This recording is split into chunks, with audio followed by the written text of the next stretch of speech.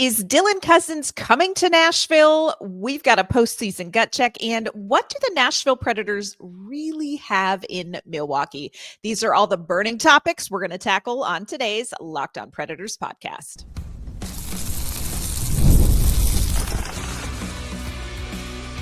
You're Locked On Predators, your daily podcast on the Nashville Predators, part of the Locked On Podcast Network, your team every day.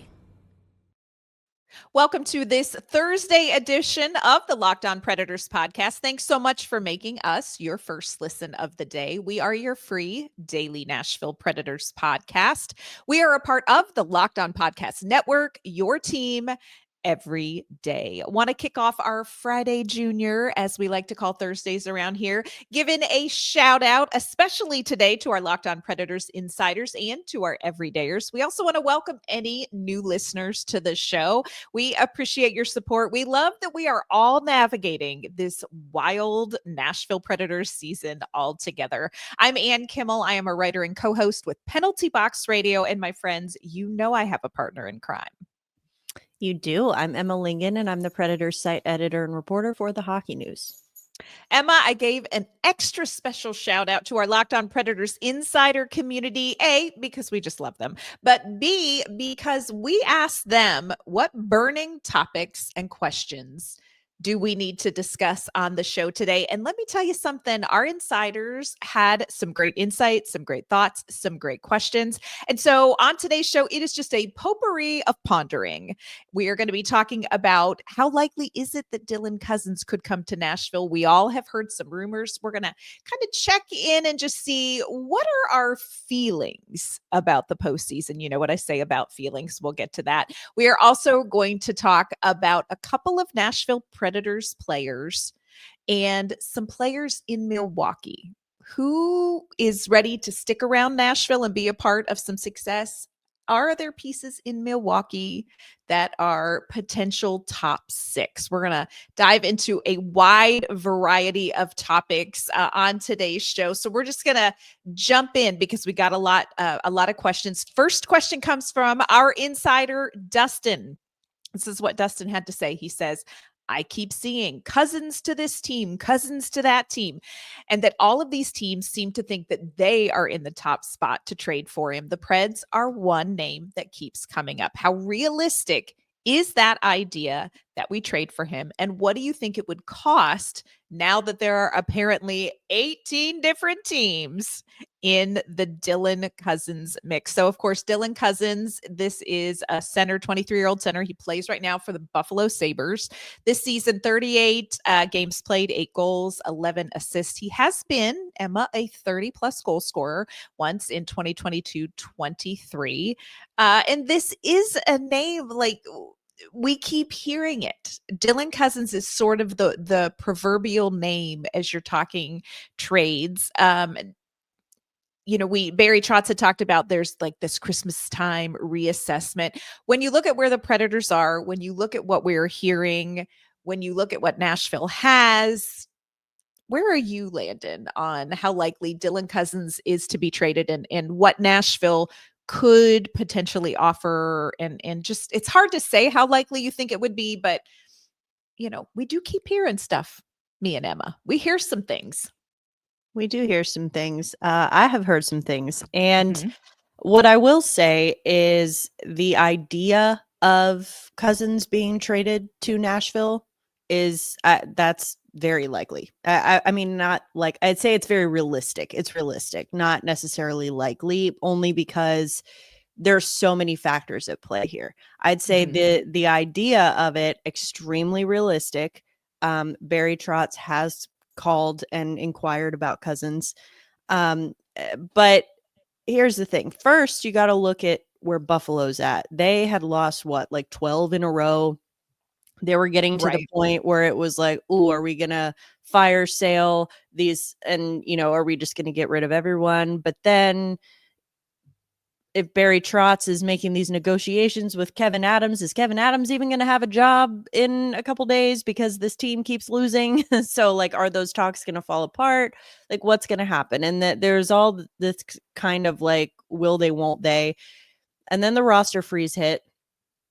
And then, much unlike the Predators, the Buffalo Sabres went on a little bit of a run. And a run for them Sounds is amazing. 3 wins in a row, baby. So That would count. yeah, they did lose to the Dallas Stars the other night, but they are they did start winning. I think a big part of that is Rasmus Dahlin, their captain, had been out with back spasms for a while. He's now back and contributing there. So that's good for them to see. But it creates this weird, like, okay, so what are we doing here kind of thing. And then with Nashville, again, it's kind of like getting a guy. This is just my opinion now. I think a guy like Dylan Cozens, you absolutely have to ask about him, because 23-year-old first round pick centers do not come available very often. However, I would say if Nashville were going to trade for him, I might have done it earlier. Only because Why is that? I think now, mind you, Cozens does come with some term here. He comes with a lot of term. So it's not like he would be a rental by any means. But at this point, and I think this is going to lead into our next question, which is, the Predators are not a playoff team. I feel pretty comfortable saying they're not going to be in the playoffs this year. So if you're going to add a young center, you might as well do it in the draft when you have 3 first-round picks. Like, yeah. I mean, and you don't have to clear all that cap space, which they now have the cap space, but still, it's kind of, Barry Trotz wanted to give himself flexibility. And so that's why he traded Alex Carrier, and that's why he got, he waived Dante Fabro. Like, those are pieces that are, getting money off of the books here. And that gives him flexibility to make these moves if, the opportunity comes about. If the Sabres are going to trade Dylan Cozens, they are not going to want to keep any of that salary that he's making. No. And so that, that complicates things.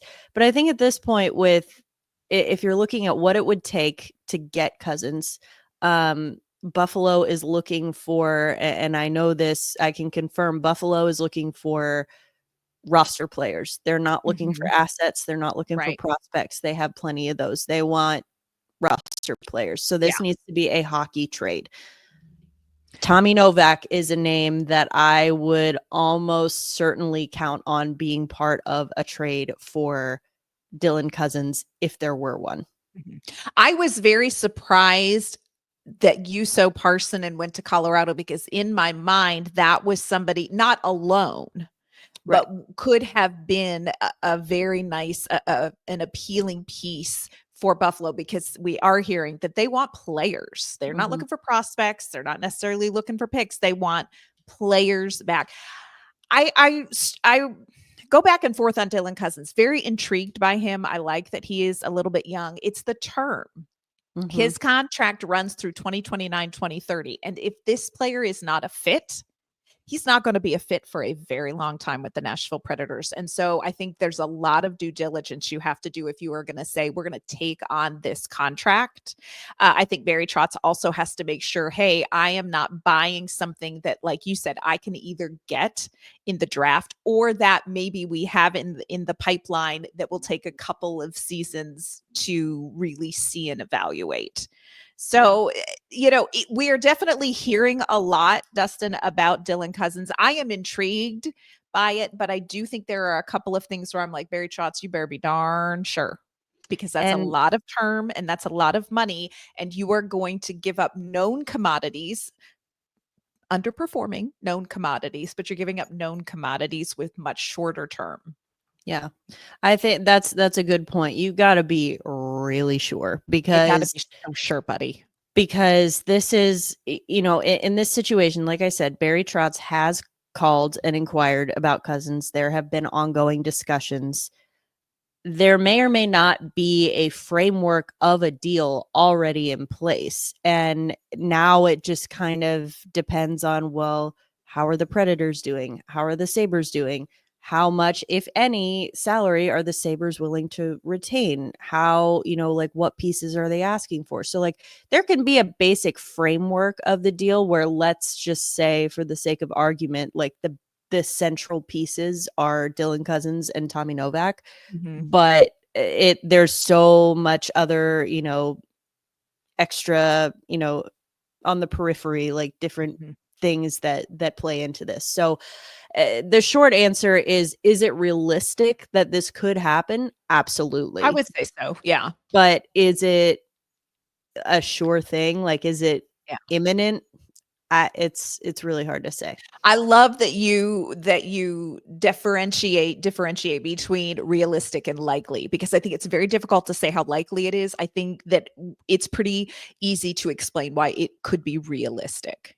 Yeah. I think that's a really fair assessment. Coming up, Emma and I are going to gut check ourselves on the postseason, and we want to talk about one veteran player.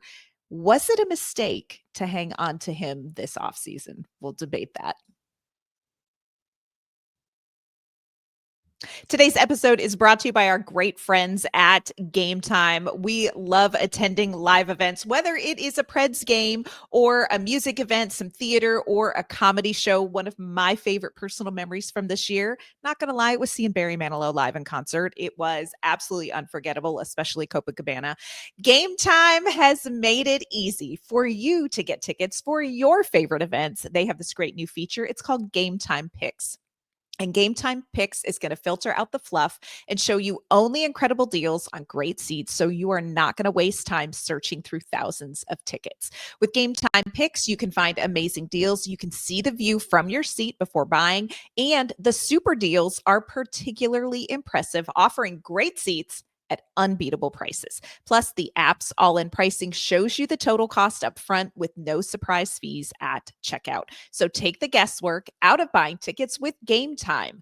Download the Gametime app, create an account, and use code LOCKEDONNHL for $20 off your first purchase. Terms apply. Again, create an account and redeem code LOCKEDONNHL for $20 off. Download Gametime today. What time is it? Gametime. All right, Emma, this is gut check time. This is going to be, I think, a painfully easy question for us to answer. And this comes from our great insider, Lee. What percentage is your optimism for playoffs? Not based on statistics. What's your gut feeling? Lee's is 50%. Lee is feeling optimistic. Now, as of time of this recording, let's just talk about the stats first. According to moneypuck.com, Nashville has a 4.4% chance of making the playoffs. So you're saying there's a chance. They have a 4.7% chance of getting the first pick in the draft. Emma, where is your optimism level when it comes to the postseason? That's kind of wild to think that they essentially have the same odds of making the playoffs or getting the first overall pick. Like, who'd have thunk it July 2nd, y'all? Not a one of us. I feel like that never happens. Okay, so my optimism, just with my gut and the eye test and all of these things, if you're gonna make me put a number on it, I'm gonna go 5%. Yeah. Pretty low. Not zero, but it's not nothing. Yeah, pretty low. Yeah. If the Nashville Predators were playing the way they are playing now, if they had started doing that in early December, my number would be much, much higher. What I think the problem is that they have run out of time. And that's a really hard conversation to have January 2nd. But I think the Nashville Predators have almost run out of time. That is not to say that I am not optimistic about what this team can do, but I would say I just think the odds are it's very unlikely to repeat that 18-game point streak. I think that's just such a hard thing to do. It's not that I don't think the Predators have the ability. I just don't know that they have the fortitude, because I do think that the start of the season was such a foundation shaking start for this team. So for me, I'm going to go like 8 to 10% because, I'm just a optimist at the core. Yeah, But I think it's I think it's very slim. But you never know. At first, I feel like, at least for me, the discourse in the way I think of this has shifted a little bit, because at first, when they started, that had that really bad start to the season, it was like, okay, well, they've dug themselves into this hole, statistically, numerically, but they still they have time, like they can do it. And while that is technically still true, It is technically true. It is technically true.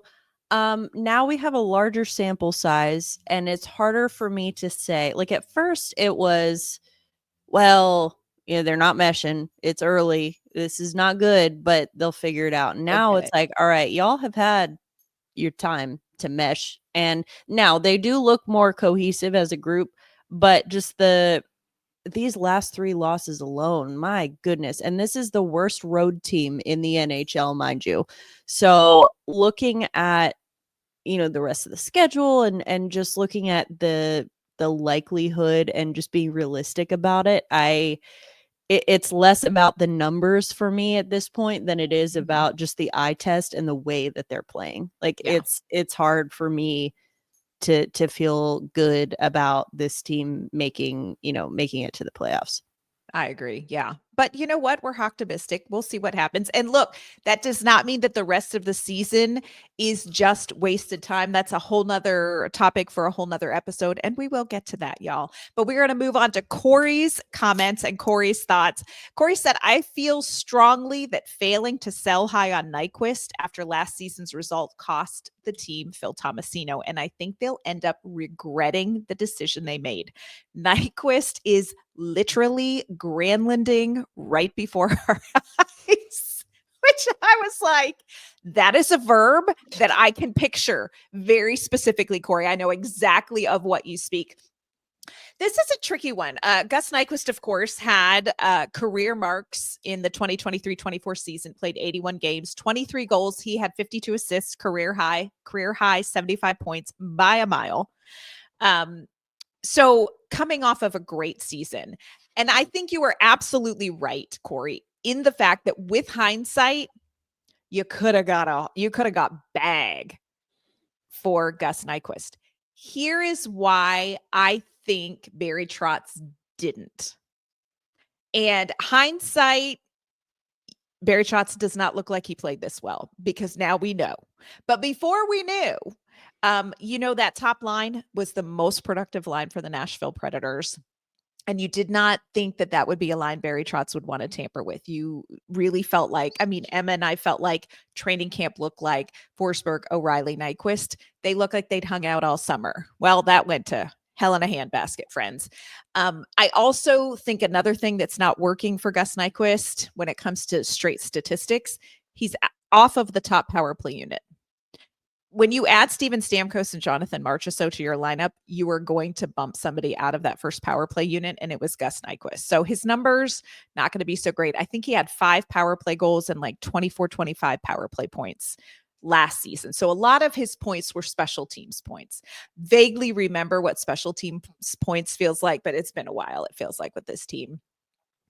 I don't know how much it had to do with Phil Tomasino, because I don't know that Andrew Brunette was ever really going to give Tomo a chance. And I hate to say that because it bothers me, but I don't think Nyquist took a spot that would have been Tomasino's, because I kind of feel like, because they didn't sign him until like literally the last minute, I think Barry Trotz was shopping Tomo, and I don't know that Tomasino was going to get a genuine crack at that top spot. But those are my thoughts. Emma, how do you feel about where we're at right now with Gus Nyquist and like a potential missed opportunity this offseason?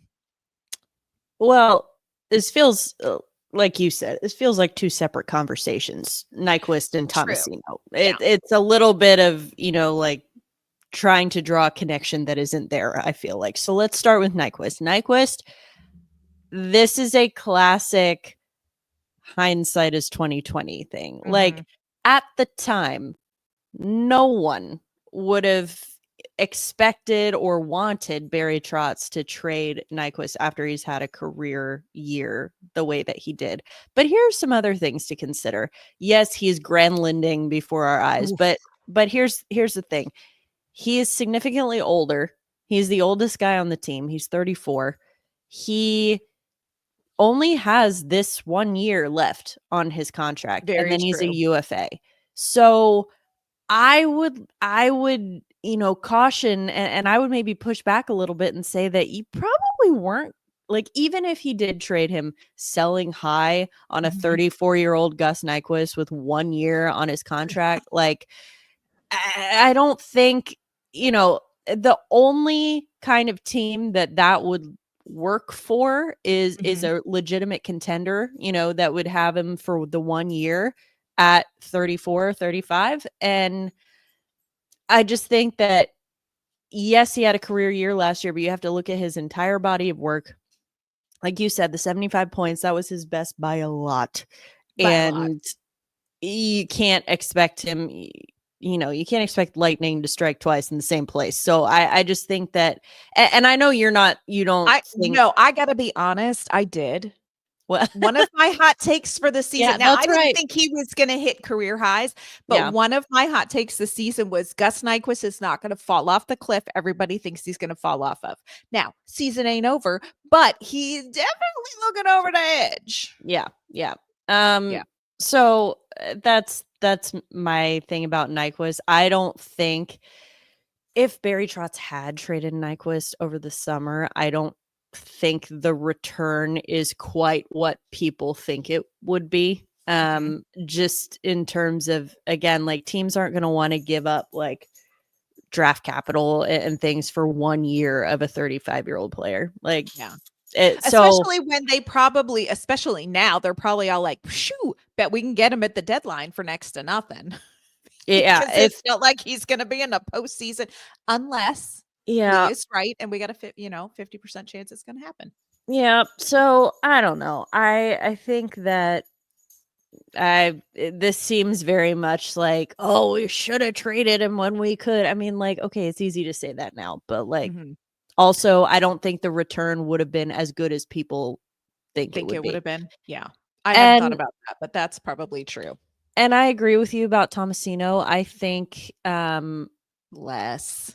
I mean, he wasn't getting a chance. No, anyway, I mean, Barry Trotz was actively trying to trade him. Couldn't get a deal done. Signed him at the last minute. He knew he was on his way out. Yeah. Now he's hanging out with Evgeny Malkin and Cody Glass. Yeah. So I think that it's just one of those things where, again, this is apples and oranges here. Let's not try to imply that Gus Nyquist took a spot from Phil Tomasino, because Tomasino wouldn't get in that spot even if there was nobody standing in it. Because that was an open spot, he wouldn't have gotten it. Which, I mean, look what just happened. Podcast. Look what just happened to Juuso Parssinen. They went 11-7, 2 games in a row, while a perfectly healthy Juuso Parssinen was sitting on the bench. That's what tells you, like, that's the exact spot that Phil Tomasino was in with this organization. Fair, unfair, right, wrong, that's a separate argument. But the fact of the matter is, that's where he was. And so he wasn't I mean, what? Nyquist started the year on the top line. He's now on the second line. Phil Tomasino was not sniffing the top 6 this year. Like, it just wasn't. So yeah, that's my take on it. If there were an open spot coming up, we're going to talk about what players in Milwaukee would be worth a top 6 spot. Today's episode is brought to you by our great friends at FanDuel. Look, the NFL playoffs are right around the corner, but it is not too late to get in on the regular season action with FanDuel, America's #1 sportsbook. Right now, new customers can finish this season strong with $250 in bonus bets if your first $5 bet wins. FanDuel has so many different ways for you to pick up that W. Not only can you bet on who will win the game, but FanDuel also has bets for which which players will score touchdowns, how many points each team will score, and so much more. Just visit FanDuel.com to join today. That's FanDuel.com for your chance again at $250 in bonus bets if you win that first $5 bet. Make every moment more with FanDuel, an official sportsbook partner of the NFL. All right, Emma, couple more questions to round out today's episode. Chris, one of our insiders, I think this is a really interesting question. I think it's something that a lot of people are wondering about. Chris says, I honestly don't think any of the young forwards in Milwaukee are ready. Schaefer is a big body. Maybe we give him a shot after the deadline. Everyone in the bottom six right now in Nashville is expendable, including Evangelista. But what do the Preds get for any of them outside cap space? Chris's hot take, more likely than not, there is not a top six forward anywhere in Nashville's system. Guys like Surin, Stiga, Kemmel, Wood, Weisblatt, Svechkov, Schaefer are as likely as not to be depth pieces. Thoughts? That is a hot take, but I'm willing to ride with that for a minute. I really don't think that, I mean, yeah, like I think they're really 50-50 at this point, whether they're a legit top six. Again, with the recent draft picks, Lord only knows, because they are children and it's impossible. They're like to tell. 6.5 years old.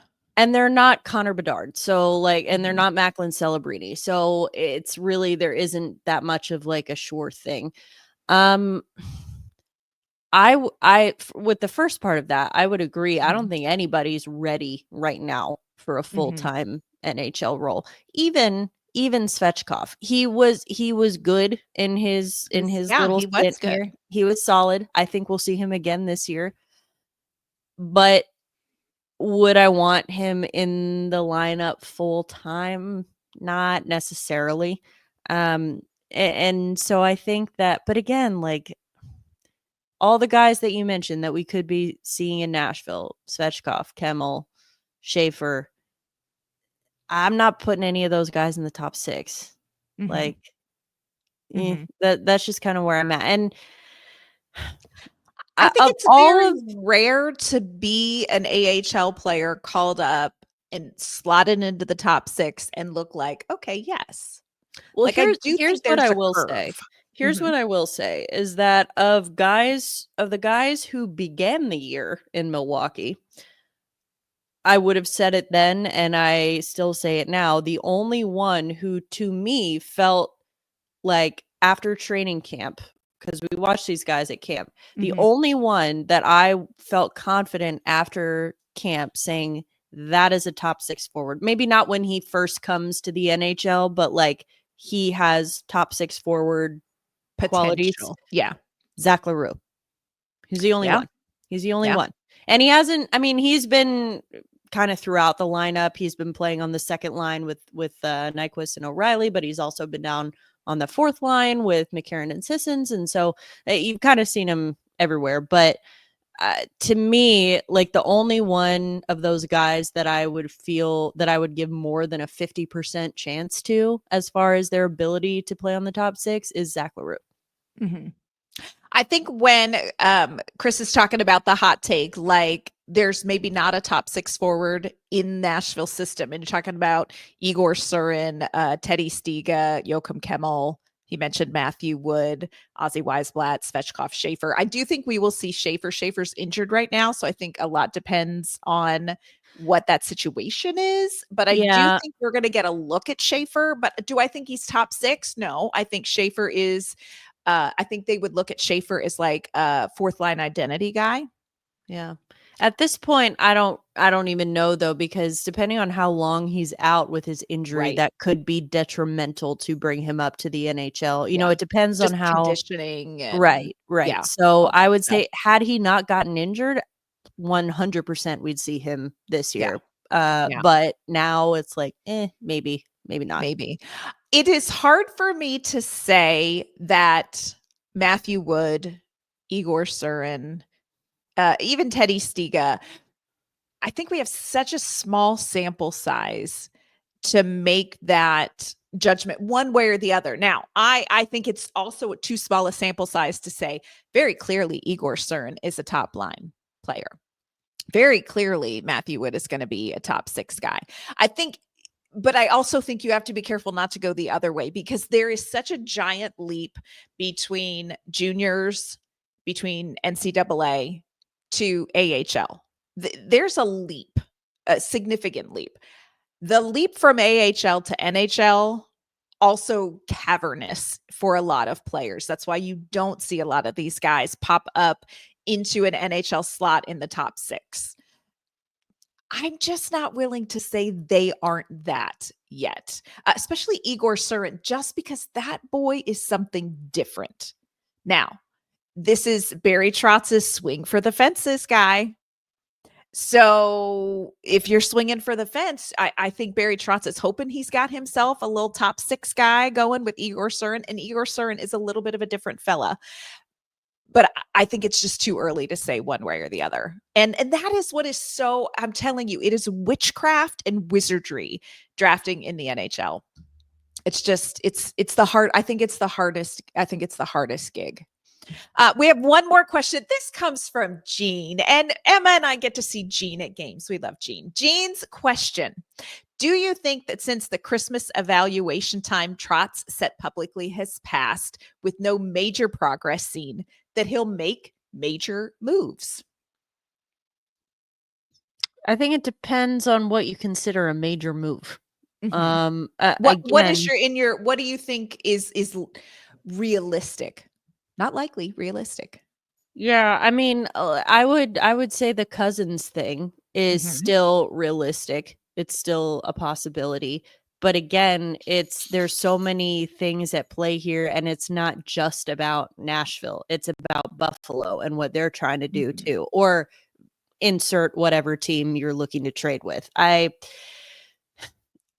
think at this point, that Christmas timeline that he set was I think we kind of agree that, this is not a playoff team. Realistically, this is not a playoff team this year. So based on what Trotz said about that timeline, this means that this is when we would start to see the AHL guys, the younger guys coming up. And I think that we will now, maybe not like tomorrow, but I mean, I think that we will now start to see these guys. He mentioned guys like Kemmel. He mentioned Schaefer, who of course is injured, but I mean, those are the kinds of guys that I think that's kind of what he was talking about with that Christmas timeline, because if you're in a playoff spot or close to a playoff spot, that's not the time to be bringing your young kids up and be like, all right, go ahead. So I think now that it's a hard balance, because you don't want to publicly throw in the towel and wave the white flag and be like, all right, we're not trying anymore, guys. Like it's still we're not even halfway through the season yet. So this is too early for them to be sending that kind of message, to be like, hello, opponents, we have officially given up. So I just think that you don't want to start calling guys up too early, but I still do think that we will see them this year. I absolutely agree with you. And I think what we're likely to see the rest of this season is these guys in Milwaukee slotting in for some times. And I'm thinking about players even like Ozzy Weisblatt. And I know he's a little bit older. I know there are some people that are like, Vinny Hinostroza is 30 years old. Why are we even looking at him? The reason you are looking at Vinny Hinostroza is because Barry Trotz has 3 first-round draft picks.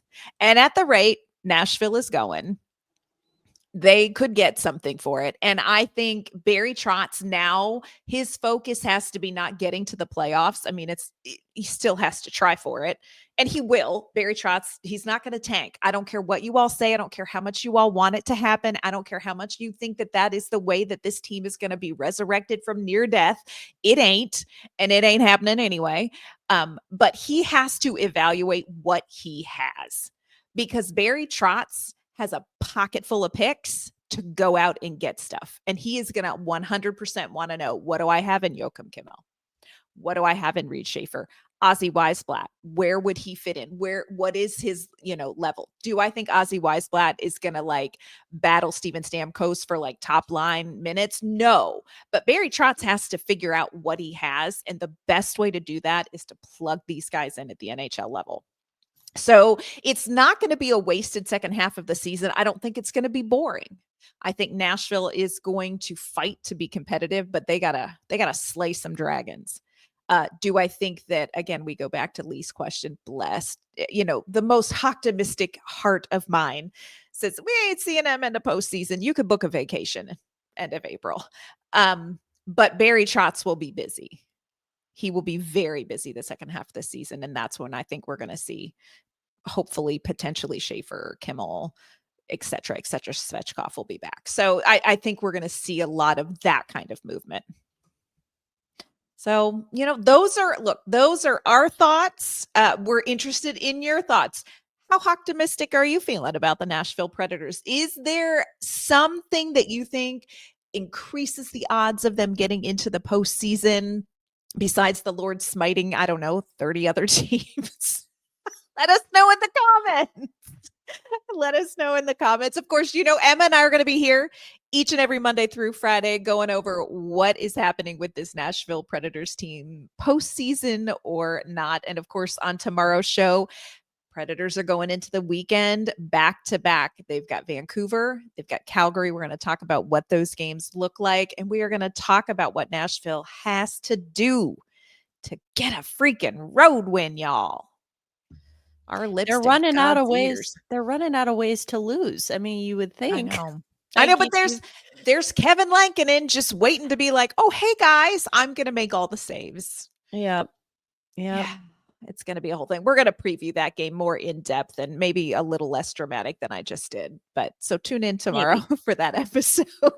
Maybe. I just watched Wicked, so I don't know. We could sing during the episode. Anything could happen.